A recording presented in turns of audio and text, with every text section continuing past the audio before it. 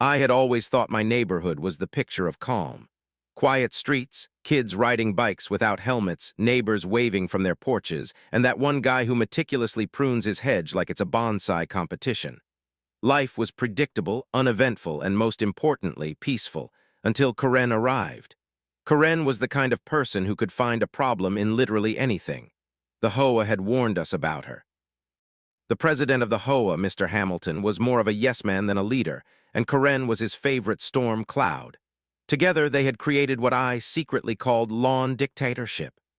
Grass height limits, mailbox decor restrictions, even rules about the angle at which your garden gnome could face. It was ridiculous, but I'd managed to ignore it, until that Saturday morning. I woke up to the sound of bass-heavy music pounding like a jackhammer on my eardrums. At first, I thought someone had rented a DJ for a street party. Then I noticed something odd. The music wasn't coming from the street, it was coming from my backyard. I rubbed my eyes and stumbled toward the window, expecting to see a neighbor's kids having some innocent get-together. What I saw instead made me question my sanity. There was sand, literal beach sand, and umbrellas, and loungers. And a small, inflatable pool. And people, lots of people. And then there was Karen, standing in the middle of it all, hands on her hips, smiling like she'd just solved world hunger. I froze. For a moment, I thought this must be a dream. Maybe I was sleepwalking and hallucinating. But no, the sand was real. My poor hydrangeas were buried under a thin layer of beige. My dog barked furiously from behind the sliding door, and I realized with a sinking feeling that my backyard, my sanctuary, had been commandeered without my consent. I threw on some clothes and ran outside, trying to process what was happening. Karen waved at me cheerfully. "Good morning, isn't this wonderful? Just a small community enrichment exercise," she chirped. My mouth opened and closed like a fish. "Community enrichment exercise?" I finally managed. "This is my property." "Oh, we checked with the president," she said, glancing at Mr. Hamilton, who nodded awkwardly, looking like a kid caught with his hand in the cookie jar. "And he said it was fine." Fine. My backyard looked like a scene from spring break, and they were treating it like a perfectly normal Saturday morning. I wanted to scream. I wanted to cry. I wanted to call the cops and the army and maybe the FBI just in case. My dog, Harry, barked so loudly that a few of the guests jumped. Apparently, even inflatable flamingos are no match for Harry's fury. The neighbors peeked out their windows, whispering excitedly. One old lady from down the street muttered, "I told you she was trouble." I tried reasoning with them. "Look, you can't just—" Karen cut me off mid-sentence. "It's for the community," she said, twirling like this made sense. "We're bringing joy, sun, sand, and fun. I was thinking words like theft, trespassing, and criminal negligence. My palms were sweaty, my heart raced. This was escalating faster than I could comprehend. The president seemed uncomfortable, shuffling his feet, avoiding eye contact, and nodding as if this was somehow my fault. I realized then that this wasn't just Karen being Karen. This was a full-blown invasion, enabled by the very person who was supposed to keep order. The sand was slowly spreading, the music louder, the pool slightly deflating from the heat, and my patience evaporating like morning dew. And that's when I saw it. A cooler. A big, red, tempting cooler. I didn't even want to know what was in it. My backyard, my rules, my peace, now a hotspot for a rogue beach party. I swallowed hard, trying to come up with a plan. Call the cops. Maybe. Record everything. Definitely. But first, I had to survive the morning without losing my mind entirely. So I stood there in my pajamas, staring at Karen, her minions, and the sand disaster in my backyard, thinking this is it. This is the moment when my peaceful neighborhood officially became a war zone. Little did I know, this was only the beginning. I stepped into the backyard, still in my pajamas, trying to assert some authority. "Look, you can't just throw a party on my property," I shouted, waving my arms like a frustrated traffic cop. Karen smiled, as if my protests were part of the entertainment. "Oh, come on, it's just a little fun. Everyone's enjoying themselves," she said, gesturing to people lounging on my newly buried flower beds. I blinked. Everyone? One guy was trying to grill hot dogs on the edge of my deck, smoke curling over the grass. A kid had dumped a bucket of sand into my fountain. My dog, Harry, was circling frantically, barking at anyone who dared step on the grass. It was chaos, pure and simple. And yet, Karen was somehow calm, radiant even, like she was hosting a TV show called Backyard Takeover. I turned to the HOA president, hopping for backup, some sign that reason might prevail. He was shifting from foot to foot, avoiding my gaze. "I thought you checked," I said. He muttered something about community spirit. Community spirit? My backyard looked like it had been hit by a Sandy hurricane. Trying diplomacy didn't work. Karen was unstoppable, the human embodiment of chaos. "It's only a few hours," she said. "We'll clean up after." I glanced at the sand, the pool, the music blasting speakers, and felt a sudden urge to scream. A few neighbors had come out to watch, some laughing, some horrified. I realized that word was spreading. Soon, half the neighborhood would know my backyard had been hijacked by a Karen-led beach party. As I considered my options, Karen called over a friend and they started setting up a volleyball net across my lawn. Volleyball on my grass, sand flying everywhere. At this point, I was torn between calling the cops and grabbing a flamethrower. I took a deep breath and tried reason again. "Look, you need to leave. This is trespassing." Karen tilted her head like a confused puppy. "Oh, honey, we're building memories. It's good for the community." I wanted to ask if they planned on billing me for sand removal and emotional trauma. Instead, I muttered something about liability and damage, hoping it would scare them. No luck. They just laughed. By now, the pool had deflated slightly under the weight of too many inflatable toys, and a cooler had tipped over, spilling sodas onto my freshly mown lawn. Music thumped. People were dancing. Harry barked at the speakers. I had lost. The backyard war had begun, and I was barely armed with a cell phone and a rapidly deteriorating sense of calm. Desperate, I decided to call the HOA president again. Maybe he could intervene.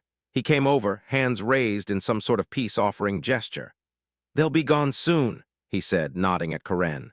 Soon, the music volume had doubled, someone was tossing sand in the air like confetti, and I noticed a few guests had started roasting marshmallows in my flower bed. It dawned on me, Karen had no intention of leaving quietly. She was like a storm with sunscreen and sunglasses. I realized I was going to have to fight back in a different way. Documenting the madness became my priority. I started recording, taking photos, even narrating the chaos aloud, because if this went viral, maybe someone would stop them. Neighbors were starting to peek out their windows, whispering, giggling, even clapping quietly. I felt like a reality show contestant trapped in my own home. Every attempt at negotiation failed. Every argument was met with smiles and cheer. My backyard had become the stage for a bizarre social experiment called "What Happens When Karen Has Power and Sand?" And then it got worse. Someone brought a Bluetooth speaker onto my deck. The music got louder, synchronized with laughter and the occasional scream as someone fell into the inflatable pool. I tried to reason, shout, plead. Nothing worked. Karen's beach party had become a full-scale invasion. At one point, I glanced at Harry, my dog, who had now taken a defensive stance behind the grill. I swear he was glaring at the invaders with the fury of 1,000 suns. He was on my side, at least. Then Karen called me over, waving a beach ball in my direction. "Come join the fun," she said. I stepped back instinctively. The audacity, the nerve, the sheer absurdity of it all. By the time the afternoon sun reached its peak, the backyard looked like a war zone. Sand everywhere, scattered pool toys, spilled drinks, and people lounging as if it were perfectly normal. I realized I had to escalate. Calling the cops was next, documenting everything in real time, and maybe, just maybe, making sure the entire neighborhood saw the chaos unfold. Little did I know, Karen and the HOA president had no idea that this backyard beach party would spiral into something far bigger than I could have ever imagined. By mid-afternoon, the chaos in my backyard had reached a level I could barely comprehend. The music was deafening. The inflatable pool was wobbling dangerously under the weight of people climbing in and out, and sand was everywhere. I found some later in my shoes, in my mail, probably even in my coffee. Karen was in her element, directing the activities as if she were some self-appointed mayor of my property. The HOA president hovered nearby, looking guilty and awkward, like he had accidentally wandered into a circus he couldn't leave. I tried diplomacy again one last time. "Look, you have to leave, now. This is my property. Trespassing, damage, liability." Karen cut me off mid-sentence, spinning around with a megawatt smile. Oh, honey, don't be such a party pooper. The community is having fun, she said, spreading her arms as if my lawn were a theme park she had designed herself. I felt my patience snapping, each word they uttered grating on my nerves like nails on a chalkboard. I turned to the HOA president. Maybe he would finally intervene, finally do the right thing. He swallowed hard and muttered, "They're just enjoying themselves. It won't be long." Won't be long. I had sand in my hair, soda on my deck, and a small inflatable flamingo that had mysteriously ended up in my flower bed. It was obvious he had no intention of helping me. This wasn't just a rogue Karen. This was an entire system enabling the chaos. As I realized my plight, I started documenting everything. My phone camera captured the madness. Guests sprawled across my lawn, kids tossing sand into my fountain, someone trying to grill hot dogs while balancing on a lounge chair, and Karen orchestrating the whole thing like a general in a war of sun, sand, and bad decisions. I even narrated aloud, hoping that if anything happened, someone would understand the absurdity I was enduring. Desperate, I tried a new tactic, humor. Maybe if I made them see the ridiculousness of the situation, they would leave. "Hey, Karen, my backyard isn't exactly Miami Beach," I said, attempting a smile that didn't quite reach my eyes. She looked at me and laughed, a sound so cheerful and maddening at the same time that I briefly considered leaving the country. "Oh, come on, we're just bringing a little paradise to the neighborhood," she said, flicking sand onto my deck as if to punctuate her point. Paradise, apparently, included soda spills, broken lawn chairs, and a deflating pool. I realized that reasoning and humor weren't going to work. Karen had turned my backyard into a stage for her own ego, and the HOA president had basically given her a free pass. Panic started creeping in. What if this escalated further? What if someone got hurt? What if this became a neighborhood legend and everyone blamed me for being mean Karen's neighbor? I needed a plan. So I did what any rational person would do. I called the authorities. "Yes, there's a party. No, I didn't invite them. Yes, it's on my property. Yes, it's chaotic," I explained, fumbling over my words. The dispatcher hesitated, as if imagining the scene was too absurd to be real. "We'll send someone," they finally said. That was a relief, though it felt surreal. My backyard had gone from peaceful lawn to chaotic festival, and now law enforcement was en route. Meanwhile, Karen noticed me on the phone and waved cheerfully. "Oh, calling the fun police?" she teased. Her audacity was remarkable. The guests laughed, oblivious to the growing tension. I felt trapped, cornered by a beach party I never agreed to and a neighborhood system that had failed me. The sand, music, and laughter were now a backdrop for my own escalating anxiety. As the minutes passed, my neighbors began to peek from behind curtains and balconies, whispering, pointing, and recording. Some offered sympathetic smiles, others laughed quietly at my misfortune. I realized that public opinion might soon become my ally. Maybe if enough people saw the absurdity, Karen would be embarrassed enough to leave. Maybe. And then I heard the first sirens in the distance. My heart jumped. Justice, finally. Karen glanced over and waved, oblivious to the storm heading her way. The anticipation was electric. Would she actually face consequences, or would this be another story where Karen got away with chaos? The suspense was unbearable. As I waited, I reflected on how it had all escalated. A calm neighborhood, a rogue Karen, a powerless HOA president, and my backyard suddenly turned into a battlefield of sand, laughter, and absurdity. I was exhausted, frustrated, but determined. This was only the beginning. The chaos had started at my fence, but soon the consequences would reach far beyond. Little did I know, the coming hours would change the neighborhood forever, and Karen's beach party would become a cautionary tale that no one would ever forget. By mid-afternoon, the backyard had transformed into a scene I never imagined I'd witness. Sand covered the grass, pool toys floated dangerously close to my flower beds, and the music thumped so loudly that I could feel it in my chest. Karen was in her element, moving from guest to guest, orchestrating chaos like a conductor of a symphony made entirely of sunburns, spilled drinks, and chaos. The HOA president hovered awkwardly nearby, nodding at every ridiculous comment she made, as if my protests were invisible. I tried shouting again, my voice nearly drowned out by the music. "You have to leave. This is trespassing." Karen turned, waving a plastic flamingo like a scepter. "Oh, relax. It's only a few hours. We're creating memories." Memories apparently involved soda in my flower beds and sand in my mailbox. My patience was threadbare, hanging by a fraying rope that threatened to snap at any moment. I decided to escalate. I grabbed my phone and started documenting everything. Every spill, every laugh, every absurd comment from Karen and her minions. I narrated aloud for emphasis, partly out of frustration and partly in hope that anyone would grasp the absurdity of what was happening. Look at this. Sand in my grill, inflatable pool tipping over, Karen laughing like this is normal. I shouted, but no one paid attention except Harry, my dog, who barked fiercely at anyone who dared step too close to my deck. The neighbors, meanwhile, had gathered, peeking from behind curtains, balconies, and hedges. Some whispered, some laughed, some filmed on their phones. I realized the neighborhood was now a live audience to Karen's absurdity. I felt exposed, both embarrassed and vindicated. At least people would see the truth. Hopefully. Then things escalated further. Someone brought a Bluetooth speaker onto my deck, the music doubling in volume. A group of guests attempted a game of beach volleyball across the lawn, sending sand flying onto the grill, my patio furniture, and my poor Harry, who growled protectively. One guest tipped over the inflatable pool while trying to jump in, splashing water onto my deck and my freshly planted flowers. I felt like I was trapped in a slow-motion disaster film with Karen as the villain and no director to stop the madness. I knew I had to act. Calling the authorities was the only option. I dialed 911, fumbling with my phone as Karen waved at me cheerfully, clearly amused by my frustration. "Oh, calling the fun police," she shouted, grinning like she had won some invisible game.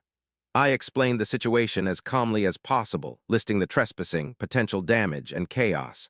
The dispatcher hesitated, probably picturing a backyard beach apocalypse before assuring me someone would come.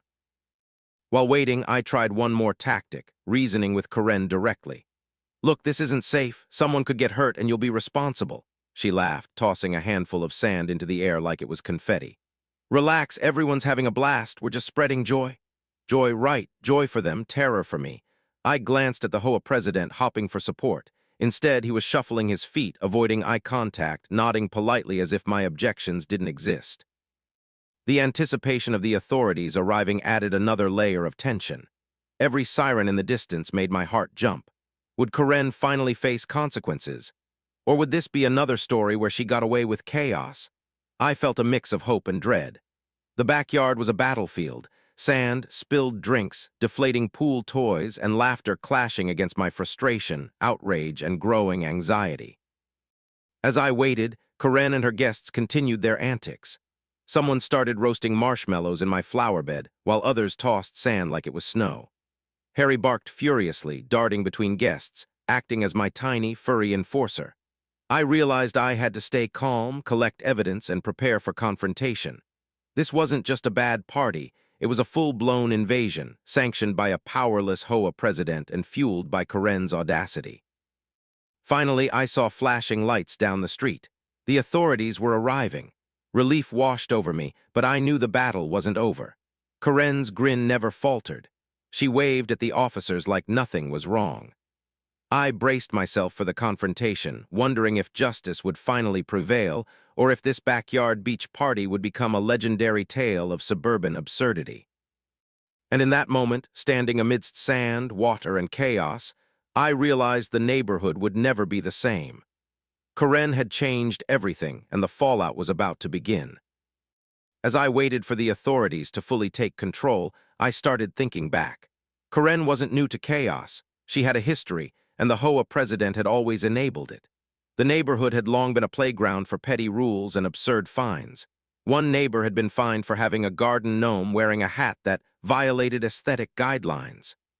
Another had received a warning because their mailbox was painted slightly the wrong shade of beige. I had always laughed at these stories quietly to myself, thinking at least it wasn't happening to me. But now I understood. They were just training exercises for the storm that was Karen. The HOA president, Mr. Hamilton, was a man who liked to believe he was a peacekeeper, but in reality, he avoided confrontation at all costs. He had consistently let Karen run wild, praising her community spirit in newsletters while ignoring complaints. I had once overheard a conversation at a HOA meeting where he described her as passionate and energetic. Energetic. Yes, that's one way to describe a woman who could turn a backyard into a sand-laden disaster zone in under an hour. Karen's pattern was clear. She thrived on attention and bending rules, and somehow people had let her do it unchecked. Past incidents included unsanctioned neighborhood events, confrontations over trivial matters, and threats of fines over perfectly normal behavior. She loved the power she wielded, and she wielded it like a sword of absurdity, striking at anyone who dared question her authority. The difference now was, my backyard was the battlefield. As I stood there documenting the chaos, I realized how much foresight I should have had. Neighbors had whispered warnings before. "Don't let Karen near your property," one had said. "She'll find a way to make your life miserable." I hadn't listened. I thought I could reason with people, that logic and decency would prevail. How naive I had been. This wasn't about reason.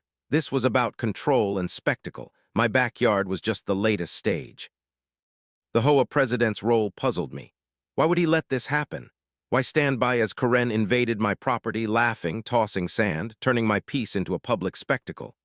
I realized he was complicit, whether he admitted it or not. He had allowed past chaos, enabling Karen to escalate, and now he had no idea how to stop the inevitable fallout. It was as if he had built a machine, handed it to Karen, and now was horrified to see what it produced. As the authorities finally approached, I felt a surge of anticipation mixed with disbelief. The reality of what was happening was almost too absurd to process. This wasn't just a bad day. It was a culmination of years of unchecked behavior, a warning of what happens when rules are enforced inconsistently and personalities like Karen are allowed to dominate. My backyard wasn't just a lawn anymore. It was a symbol of resistance against chaos, a front line in a suburban battle that nobody had imagined. The guests were still oblivious to the gravity of the situation. They were laughing, tossing sand, splashing in the pool. Karen was directing traffic, smiling at everyone like she had orchestrated a perfect community festival. Little did they know the authorities were about to intervene, and Karen's reign of backyard terror was about to face consequences. I took a deep breath, feeling a mix of relief, fear, and disbelief. After all, this was a moment years in the making, a story of tiny infractions escalating into full-blown mayhem. As the police officers stepped onto my lawn, the music still blasting, they looked around in shock. I could see the disbelief on their faces. The deflated pool, sand everywhere, spilled drinks, and a group of adults acting like nothing was wrong. Karen turned to them with her usual smile, but it faltered slightly when she noticed the seriousness in their expressions. The tension was palpable. For the first time, the party atmosphere began to crumble under the weight of reality. Standing there, I realized how extraordinary this moment was. Karen's past behavior, the HOA president's complacency, the absurd rules, and the chaos of that afternoon had all led to this turning point. What started as a sunny Saturday backyard party had transformed into a legal and social reckoning. The suspense was unbearable. Would Karen face consequences? Would the president finally be held accountable for enabling her? I knew one thing for certain. The neighborhood would never forget this day, and neither would I. This was no longer just about sand or trespassing. It was about justice, accountability, and proving that even the most audacious Karens couldn't operate without consequences forever. And with the authorities stepping in, I felt the first glimmer of hope that maybe, just maybe, sanity would return to my backyard and to the neighborhood itself. As the police officers stepped onto my lawn, the first thing they did was take a slow, surveying look around. I could almost see the disbelief on their faces. Sand in every corner, the inflatable pool wobbling dangerously, marshmallows roasting somewhere in my flower bed, and adults laughing as if nothing was wrong. Harry barked furiously at them, as if to say, "Welcome to the chaos, now choose a side." I took a deep breath and started explaining everything, recounting Karen's audacious takeover of my backyard, the HOA president's lack of intervention, and the escalating madness over the past few hours. I narrated it with such detail that one of the officers paused and said, "You've really got a situation here." Understatement of the year. The officers began taking notes, snapping pictures, and asking questions, while Karen tried to charm them with her usual smile. It worked on no one. Karen's grin faltered for the first time all day. She waved at me, perhaps thinking I would be intimidated, but instead I felt a surge of confidence. After months of dealing with petty rules, absurd fines, and her constant interference, this was finally my moment. I started documenting even more, videos, photos, narrating aloud, capturing every detail of the chaos she had created. I wanted to make sure no one could ever claim I was exaggerating. Meanwhile, the guests began to notice the shift in mood. Conversations dropped, laughter dimmed, and a few people started packing up their things nervously. Karen tried to maintain control, shouting instructions and waving her arms, but her authority was crumbling. She glanced at the officers, then at the HOA president, clearly realizing that her usual tactics weren't going to work this time. I felt a mix of vindication and disbelief. After all, this was my backyard, my peace, and my sanity on the line. Years of watching Karen and the HOA president bend rules, enforce absurd regulations on neighbors, and let petty chaos flourish had led to this moment. And now, with the authorities present, the tide was finally turning. The officers began separating Karen and her guests, explaining the seriousness of trespassing and property damage. Karen attempted to argue, claiming community enrichment and fun, but the officers were having none of it. I watched as the veneer of her confidence cracked, her usual charm failing spectacularly under the weight of reality. Even the HOA president looked flustered, mumbling about misunderstandings and trying to shift responsibility, but the officers were already well informed. I started feeling a strange mix of relief and adrenaline. This was no longer a backyard battle. It was a full-scale intervention, and I was at the center of it. Harry, sensing the shift in power, relaxed slightly, though he still kept one eye on the remaining guests. The chaos was finally being contained, and the ridiculousness of the day was being replaced by a sense of justice slowly taking hold. Neighbors began to emerge from their homes, cautiously peeking over fences and through windows.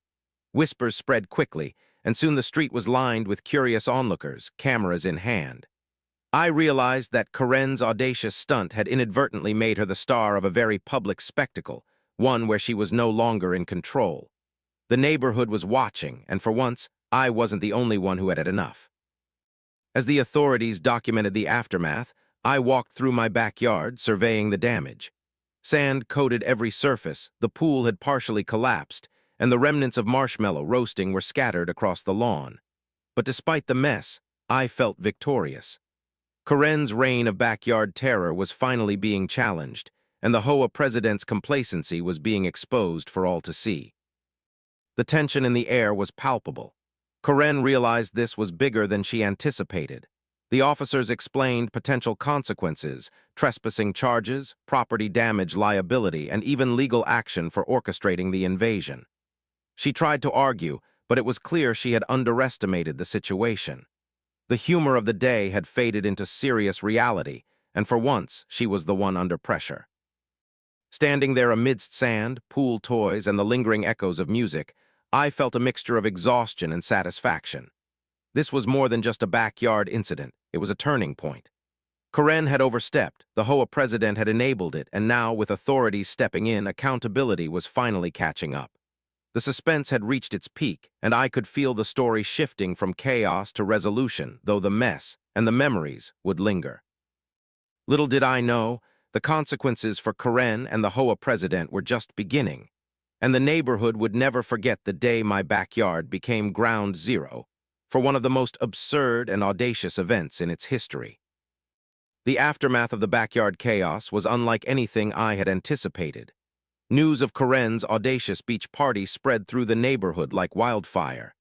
Neighbors whispered, gossiped, and shared videos of the sand-strewn disaster, my deflating pool, and Karen's over-the-top antics. What had begun as a Saturday morning invasion had turned into a suburban legend, and I was at the center of it all. The authorities continued their investigation over the next few days. The HOA president, who had once smiled and nodded as Karen wreaked havoc, was suddenly sweating bullets. His excuses about community spirit and miscommunication didn't hold much weight when confronted with videos, witness statements, and photos documenting every absurd moment of the party. For once, I felt the scales of justice tipping in my favor. Karen tried to maintain her usual bravado. She waved at neighbors, laughed nervously, and even posted on social media about her fun community initiative. But the humor had worn off. Her smile faltered when she realized the legal consequences were real, not hypothetical. Trespassing, property damage, and orchestrating an unauthorized event on private property were serious matters, and suddenly the stakes were very high. I watched from my living room as the police prepared paperwork, speaking with witnesses and neighbors. One officer turned to me and said, "We've never seen anything like this, but it's clear who's at fault." Hearing that gave me a strange mixture of relief and vindication. It was surreal, almost cinematic, seeing the chaos I endured now being officially documented and acknowledged. The neighborhood, too, was paying attention. Neighbors who had previously tolerated Karen's petty tyrannies now whispered with a mix of astonishment and satisfaction. "Finally," one woman said, "someone put her in her place." Others nodded, sharing clips from the backyard invasion, adding commentary about the audacity of the whole event. For the first time, Karen's reputation wasn't untouchable. Her power had limits, and everyone could see it. As the days went by, consequences became unavoidable. Karen was banned from neighborhood events, her attempts at social media charm falling flat in the face of documented trespassing. The HOA president, who had facilitated her antics by refusing to intervene, faced scrutiny from higher authorities. Fines, legal warnings, and even the possibility of criminal charges loomed over him. It was a dramatic reversal from the carefree smiles and nods he had offered during the party itself. Meanwhile, I took stock of my backyard. Sand was still scattered across the lawn, my pool had a permanent dent, and Harry remained suspicious of anyone entering the yard. Yet, despite the mess, a sense of victory settled over me. I had endured the absurdity, stayed calm under pressure, and finally seen justice take its course. The suspense, chaos, and frustration had culminated in a resolution that was both satisfying and, in a bizarre way, humorous. Reflecting on the events, I realized how extraordinary the situation had been. A simple backyard, a Saturday morning, and one overly ambitious Karen had escalated into a neighborhood-wide spectacle, legal action, and public embarrassment for the people who had caused it. I had become the unexpected protagonist in a suburban drama, and the story would be retold for years. Even friends outside the neighborhood began asking about the incident, astonished at the audacity and the chaos. "You're kidding me," one said, laughing. "She threw a beach party in your backyard?" I laughed too, though part of me shivered at the memory of sand in places I didn't know sand could reach.